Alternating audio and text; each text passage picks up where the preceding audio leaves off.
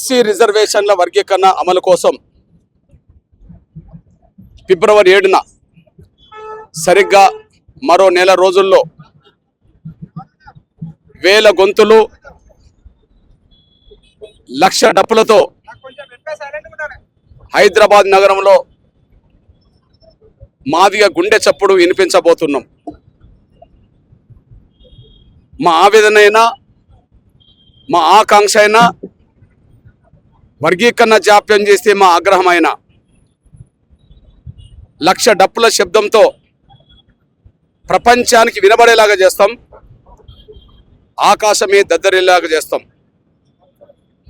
ఫిబ్రవరి 7న జరగబో మహత్తరమైన లక్ష డప్పులతో మా గుండె చప్పులను వినిపించే కార్యక్రమాన్ని జయప్రదం చేయడం కోసం మాదిగ ఉద్యమానికి అండగా నిలబడే కళాకారులందరితో ఈరోజు సరిగ్గా నెల రోజుల ముందు ఈ ప్రచార యాత్రని ప్రారంభిస్తున్నాం. డాక్టర్ బాబాసాహెబ్ అంబేద్కర్ గారికి నివాళులర్పించి ఈ యాత్ర ప్రారంభిస్తున్నాం. జగజ్జీవన్ రామ్ గారికి నివాళులర్పించి జిల్లాలకు ఈ యాత్రలు ఉమ్మడి 10 జిల్లాలకు వెళ్ళబోతున్నాయి. ఈరోజు ప్రారంభిస్తున్న సమయంలో మా కళాకారుల వద్ద 100 డప్పులు ఉన్నాయి. ఈరోజు ప్రచారాన్ని ప్రారంభిస్తున్న సమయంలో మా కళా బృందాల వద్ద 100 డప్పులు ఉన్నాయి. 10 బలమైన గొంతుకలు ఉన్నాయి. ఇవి జనంలోకి వెళ్ళి జనాన్ని సమీకరించే ఉద్దేశంలో భాగంగా ప్రతి ఇంట్లో ఉండబడే డప్పును సమీకరించడంలో భాగంగా ప్రతి కళాకారుని సమీకరించడంలో భాగంగా ఈ నెల రోజులు ఉమ్మడి జిల్లాలో ఉండబడే తెలంగాణలో ఉండబడే ఉమ్మడి 10 జిల్లాలో ఉండబడే అన్ని మండలాలకు అన్ని గ్రామాలకు ప్రచార యాత్రలు చేరి తిరిగి నెల రోజుల్లో లక్ష డప్పులతో తిరిగి వస్తాం. 10 మంది కళాకారుల బృందాలు జిల్లాలకు వెళుతున్నాయి. వాళ్ళు వేల కళాకారులుగా తిరిగి వస్తారు. 100 డప్పులతో గ్రామాలకు రాష్ట్రానికి వెళుతున్నారు. వాళ్ళు లక్ష డప్పులతో తిరిగి వస్తారు. లక్ష డప్పులతో హైదరాబాద్ నగరంలో మేమేసే దండోరా మా గుండె చప్పుడు వర్గీకరణ మీద ఇంకా జాప్యం చేస్తే అది అగ్రంగా మారుతుంది. వర్గీకరణకు సంబంధించిన త్వరగా అమలు చేస్తే అది విజయోత్సవంగా మారుతుంది.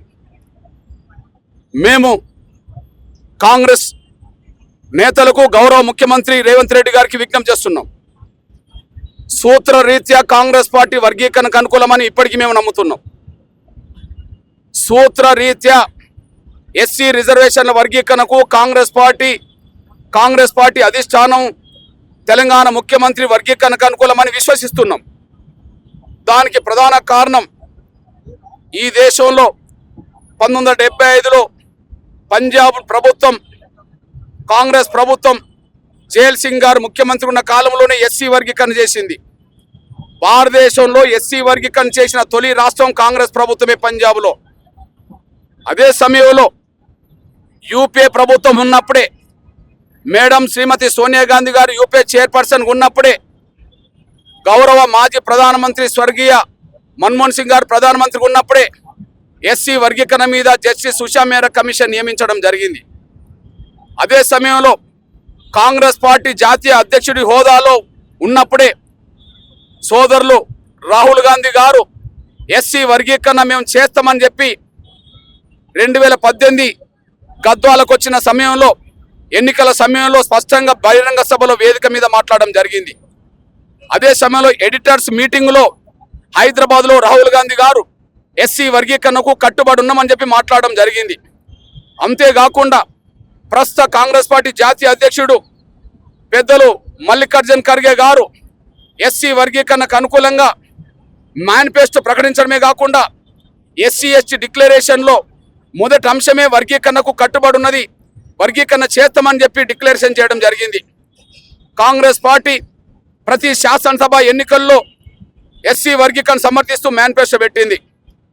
కాంగ్రెస్ పార్టీ మేనిఫెస్టో పెట్టిన దాని ప్రకారం కాంగ్రెస్ పార్టీ డిక్లరేషన్ ప్రకారం జాతీయ అధ్యక్షుడు మల్లికార్జున్ ఖర్గే గారు హామీ ఇచ్చిన ప్రకారం రాహుల్ గాంధీ గారు హామీ ఇచ్చిన ప్రకారం సోనియా గాంధీ గారు, మన్మోహన్ సింగ్ గారు కమిషన్ వేసిన ప్రకారం, కాంగ్రెస్ ప్రభుత్వం పంజాబ్లో వర్గీకరణ చేసిన దాని ప్రకారం సూత్రరీత్యా కాంగ్రెస్ పార్టీ వర్గీకరణకు అనుకూలమని మేము విశ్వసిస్తున్నాం.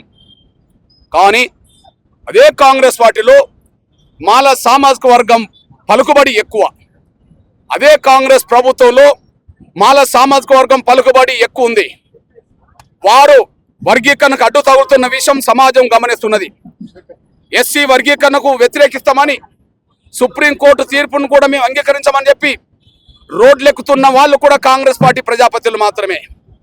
అంటే కాంగ్రెస్ పార్టీ అధిష్టానాన్ని ధిక్కరిస్తున్నది కాంగ్రెస్ మాల ఎమ్మెల్యేలే. కాంగ్రెస్ పార్టీ ముఖ్యమంత్రి ప్రకటనను కూడా, తెలంగాణ ముఖ్యమంత్రి రేవంత్ రెడ్డి గారు శాసనసభలో వర్గీకరణకు అనుకూలంగా చేసిన ప్రకటనను కూడా కాంగ్రెస్ పార్టీ ఎమ్మెల్యేలే ధిక్కరిస్తున్నారు.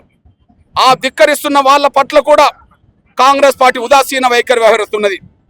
కాంగ్రెస్ పార్టీ మేనిఫెస్టోను అధిష్టాన నిర్ణయాన్ని ధిక్కరించడం అంటే సాహసం చేయాలి. సాహసం చేసే పరిస్థితి ఎందుకు వచ్చింది వాళ్ళకు అంటే కాంగ్రెస్ పార్టీలో వాళ్ళ పెత్తనం ఎక్కువ ఉన్నది అనేసి రుజువు అవుతుంది. మరి వాళ్ళ పెత్తనానికి తలొగ్గి వర్గీకరణ జాప్యం చేస్తే కాంగ్రెస్ పార్టీ అధిష్టానం ఇంతకాలం మాట్లాడుతూ తీర్మానాలు చేసిన దాని ప్రకారం నిజాయితీ లేదుగా భావించుకోవాల్సి వస్తుంది.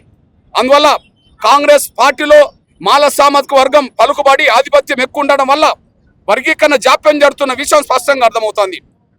ఆగస్టు 1న సుప్రీంకోర్టు తీర్పు వచ్చిన రోజు గౌరవ తెలంగాణ ముఖ్యమంత్రి గౌరవ రేవంత్ రెడ్డి గారు ఎస్సీ వర్గీకరణను భారతదేశంలో తొలి రాష్ట్రం తెలంగాణ అమలు చేస్తామని మాట్లాడడం జరిగింది. అంతేకాదు గతంలో వచ్చిన నోటిఫికేషన్లు కూడా వర్గీకరణ అమలు చేస్తామని మాట్లాడడం జరిగింది. అతి త్వరలో ఆర్డినెన్స్ తీసుకొస్తామని చెప్పడం జరిగింది. ఆర్డినెన్స్ లేదు, అందరికంటే ముందు అమలు చేసే పరిస్థితి ఇప్పటికీ రాలేదు. అదే సమయంలో గత నోటిఫికేషన్లు కూడా వర్గీకరణ వర్తింపజేయకుండానే ఉద్యోగాలు భర్తీ చేయడం జరిగింది. ఈ విధంగా జాప్యానికి కారణం, అదే సమయంలో వర్గీకరణ లేకుండానే టీచర్ పోస్టులు భర్తీ చేయడానికి కారణం, గ్రూప్ 1, గ్రూప్ 2, గ్రూప్ 3 భర్తీ చేసే ప్రక్రియలో కాంగ్రెస్ ప్రభుత్వం ముందుకెళ్లడానికి కారణం కాంగ్రెస్ పార్టీలో మాల సామాజిక వర్గ పలుకుబడికి తలొగ్గి ఇచ్చిన హామీ నిలబెట్టుకోకుండా జాప్యం చేసే కుట్రలు, అదే సమయంలో మాదిగలకు అన్యాయం చేసే ప్రయత్నాలు జరుగుతున్నాయి. దీన్ని మేము నిరసిస్తున్నాం. మేము సూత్రరీత్యా కాంగ్రెస్ పార్టీ వర్గీకరణకు అనుకూలమని ఎంత విశ్వసిస్తున్నామో, కాంగ్రెస్ పార్టీలోనే మాలల ఆధిపత్యం ఎక్కువ ఉండడం వల్ల వాళ్ళ ఆధిపత్యానికి తలొగ్గి కాంగ్రెస్ పార్టీ ముఖ్యమంత్రి ఇచ్చిన మాట నిలబెట్టుకోలేదనే విషయం అర్థమవుతున్న సమయంలోనే మా ఆవేదన, మా ఆకాంక్షలు లక్షల డప్పులతో మా ఆగ్రహమైన తెలియజేస్తాం, మా ఆవేదన తెలియజేస్తాం. అప్పటికే సమస్య పరిష్కారం అవుతే, అప్పటికే రేవంత్ రెడ్డి గారు వర్గీకరణ చేసి అమలు చేస్తే మా విజయోత్సవాన్ని కొడుకనే జరుపుతాం. మేము చెప్తున్నాం, మేము ఎవరికి వ్యతిరేకం కాదు అని. ఏ పార్టీలో నేను చేరలేదు, నేను ఏ పార్టీకి వ్యతిరేకం కాను, నేను ఏ పార్టీలో చేరలేదు. వర్గీకరణకు నిజాయితీగా ముందుకు వస్తే ఎవరికైనా మేము అండదండలు అందించే చరిత్ర ఉన్నది. భవిష్యత్తులో మా ప్రయాణం అట్లనే జరుగుతుంది. కానీ వర్గీకరణ మీద హామీ ఇచ్చి కూడా నిలబెట్టుకోకుండా మమ్మల్ని మోసం చేయాలని చూసిన మాలల కాంగ్రెస్ పార్టీలో ఉండబడే మాలల పలుకుబడి తొలగి మాకు అన్యాయం చేస్తే ఖచ్చితంగా కాంగ్రెస్ పార్టీ మీద మా ఆగ్రహం వెలిపుచ్చడానికి కూడా మా లక్ష డప్పుల ప్రయత్నం చేస్తానేసి కూడా మీరు మర్చిపోదు. అందువల్ల నా జాతి ప్రజలారా, ఈ చివరి ఘట్టంలో జరిగే ప్రయత్నాల్లో ఎస్సీ వర్గీకరణ అమలు జరిగే సమయంలో, ఇంకా స్వార్థపరులు అడ్డంకులు కల్పిస్తున్న సమయంలో, మన బిడ్డల నోటికాడు కూడు కూడా గుంజుకోవాలని చెప్పి మాల స్వార్థపరులు ప్రయత్నం చేస్తున్న సమయంలో మన బిడ్డలకు వర్గీకరణ ఫలాలు అందించడానికే ఫిబ్రవరి 7న 1000 గొంతుల పాటలతో, లక్ష డప్పుల మాదిగ గుండె చప్పులతో మహత్తరమైన ఉద్యమ కార్యాచరణకు పిలుపునివ్వడం జరిగింది. అందులో నా జాతి ప్రజలు ఇంటింటికి ఒక డప్పు కొనండి. ఇప్పటికే ప్రతి మాదిగ పల్లెలో చావులకు, పెళ్లిళ్లకు, వాటికి శుభకార్యాలకు, అశుభకార్యాలకు మన డప్పులు మోగుతున్నాయి గ్రామాల్లో. ఆ డప్పులను కాకబెట్టండి, హైదరాబాద్కు సిద్ధం చేయండి. ఇంట్లో ప్రతి ఒక్కరిలో డప్పు లేకపోవచ్చు, కానీ ప్రతి ఊర్లో డప్పు ఉన్నది. కానీ ఇక ముందు ఈ నెల రోజుల్లో ప్రతి ఇంట్లో ఒక డప్పు ఉండేటట్టు చూడండి.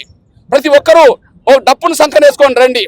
ఒక ఊరిలో ఎన్ని ఇండ్లుంటాయో అన్ని ఇంట్లో డప్పులు ఉండేటట్టుగా కొనుక్కోవాల్సిన అవసరం ఉన్నది. ఈ కార్యక్రమంలో, ఈ మహత్తరమైన కార్యక్రమంలో ప్రతి ఒక్కరూ డప్పు పట్టుకొని రావాలి. మీరు లాయర్లైనా పర్లేదు, మీరు డాక్టర్లైనా, మీరు వార్డు మెంబర్లైనా, మీరు సర్పంచ్లైనా, మీరు ఎమ్మెల్యేలైనా, మీరు మంత్రులైనా, మీరు ఎవరైనా సరే, మాదిగ జాతి బిడ్డలైన ప్రతి ఒక్కరూ ఖచ్చితంగా సంఖ్యను రప్పేసుకోవాలి రావాల్సిన అవసరం ఉన్నది. మన ఆవేదన తెలియచేయాలన్నా ఈసారి మన శబ్దమే తెలియజేయాలి. మన ఆగ్రహం ప్రకటించాలన్నా మన దండోరే ఆగ్రహాన్ని ప్రకటించాలి. ఇది ఒక మహత్తరమైన కార్యక్రమం, ఒక సాంస్కృతిక ఉద్యమం. మన చేతిలో ఉండబడే మన డప్పే మనకు ఒక ఆయుధం. కాబట్టి మన ఆయుధాన్ని ఇంట్లో పెట్టుకోకుండా ఆయుధాన్ని హైదరాబాద్లో ప్రదర్శించే విధంగా తరలి రావాలని సవినం కోరుకుంటూ సమస్త సమాజానికి, అణగారిన వర్గాల సమాజానికి, అగ్రకులాల ప్రజాస్వామికవాదులకి నేను విజ్ఞప్తి చేస్తున్నా. ఎంఆర్పిఎస్ ఉద్యమం మాదిగల కోసమే కాకుండా సమాజంలో అన్ని వర్గాల ప్రయోజనాలు కాపాడే దిశగా ఎన్నో ఉద్యమాలు చేసి ఫలితాలు సాధించింది. అదే సమయంలో ఎంఆర్పిఎస్ ఉద్యమం సాధించిన ఫలితమే ఆరోగ్యశ్రీ, వికలాంగుల పెన్షన్లు, వృద్ధుల వితంతుల పెన్షన్లు, ఆకలి కేకల యాత్రలు, ఆకలి కేకలకు సంబంధించిన బియ్యం కొట్ట పెరుగుదలలు. వాటితో కాదు, ఎస్సీలకు ఎక్కడ అన్యాయం జరిగినా, ముస్లింలకు ఎక్కడ అన్యాయం జరిగినా, మహిళలకు ఎక్కడ అన్యాయం జరిగినా, బీసీలకు ఎక్కడ అన్యాయం జరిగినా, అగ్రకులాల్లో కూడా పేదలకు ఎక్కడ అన్యాయం జరిగినా, బ్రాహ్మణులకు ఎక్కడ అవమానం జరిగినా, వైశ్యులకు అవమానం జరిగినా, ఎవరికి అన్యాయం జరిగినా మాదిగ దండోర వాళ్ళకి అందరికీ అండగా నిలబడ్డది. ఇప్పుడు మాలల్లో ఉండబడే స్వార్థపరులు, రాజకీయంగా చాలా పలుకుబడి గల వాళ్ళు, ఆర్థికంగా లక్షల కోట్ల రూపాయలు సంపాదించుకున్న కుటుంబానికి సంబంధించిన వాళ్ళు, అదే సమయంలో సొంత మీడియా నడిపే శక్తివంతులు, భారతదేశంలో దళిత వర్గాలు అతి శక్తివంతమైన కుటుంబం వాళ్ళ తెలంగాణ గడ్డ మీద వర్గీకరణ జరగకుండా అడ్డుపడే ప్రయత్నాలు చేస్తుండ్రు. ఆ శక్తి మాదిగలకు లేదు. ఆర్థికంగా వాళ్ళలాగా మాకు శక్తి లేదు, మాకు మీడియా లేదు, మాకు రాజకీయ పలుకుబడి లేదు. ఇట్లాంటి సమయంలో ఒక బలహీనమైన జాతి, అందరికంటే వెనుకబడ్డ జాతి ఒక న్యాయం కోసం జరుగుతున్న పోరాటానికి సంపూర్ణ మద్దతు అందించాల్సిందిగా అన్ని వర్గాలకు సంబంధించిన ఎస్సీ, ఎస్టీ, బీసీ, మైనార్టీ, ఓసీకి సంబంధించిన అన్ని వర్గాలకు సంబంధించిన ప్రజాస్వామికవాదులందరికీ నేను విజ్ఞప్తి చేస్తున్నా. ఒక న్యాయమైన ఉద్యమాన్ని అడ్డుకోవడానికి స్వార్థపరులు ప్రయత్నం చేస్తున్న సమయంలో ఆ స్వార్థపరులకు అన్ని రకాలుగా పలుకుబడి ఉండడం వల్ల, ఈ జాప్యం జరగడం వల్ల మాదిగలకు అన్యాయం జరుగుతున్న ఈ పరిస్థితిలో ఈ వెనుకబడిపోయిన, అన్ని రంగాల వెనుకబడిపోయిన ఒక మాదిగ జాతి తన ఆకాంక్ష కోసం ఫిబ్రవరి 7న 1,00,000 డప్పులతో మాదిగల గుండె చప్పులు వినిపించే సమయానికి ఆ మహత్తరమైన కార్యక్రమంలో అన్ని వర్గాల ప్రజాస్వామికవాదులు ఉద్యోగుల భాగస్వాములు కావాల్సిందిగా ఒక పేద జాతి చేస్తున్న, ఒక అత్యంత వెనుకబడ్డ జాతి చేస్తున్న ఈ పోరాటానికి సంపూర్ణ సహాయ సహకారం అందించాల్సిందిగా నేను సవినంగా విజ్ఞప్తి చేస్తున్నాను, గుర్తు చేస్తున్నాను, పిలుపునిస్తున్నాను. జై మాదిగ! జై మాదిగ!